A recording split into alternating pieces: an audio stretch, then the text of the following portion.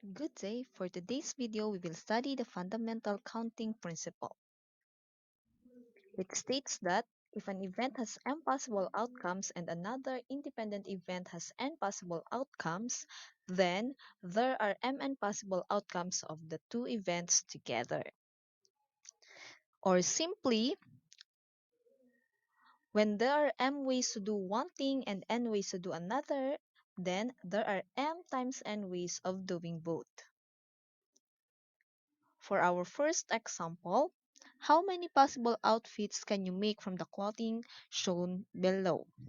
We have 3 different shirts and 4 different pants. Again, how many possible outfits can we make?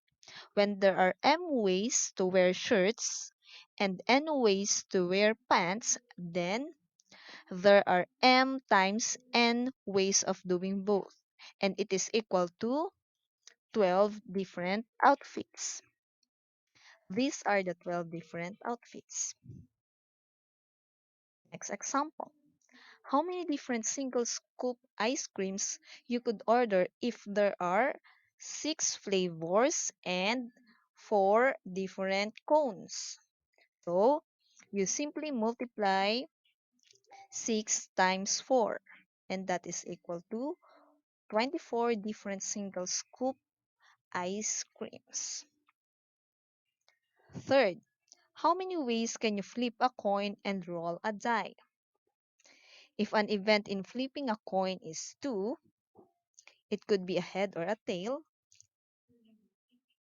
On the other hand, if you roll a die, there are 6 possible rolls. 1, 2, 3, 4, 5, and 6. Since we have 2 flips and 6 rolls, there are 12 ways you can flip a coin and roll a die. It also works when you have more than 2 events. So,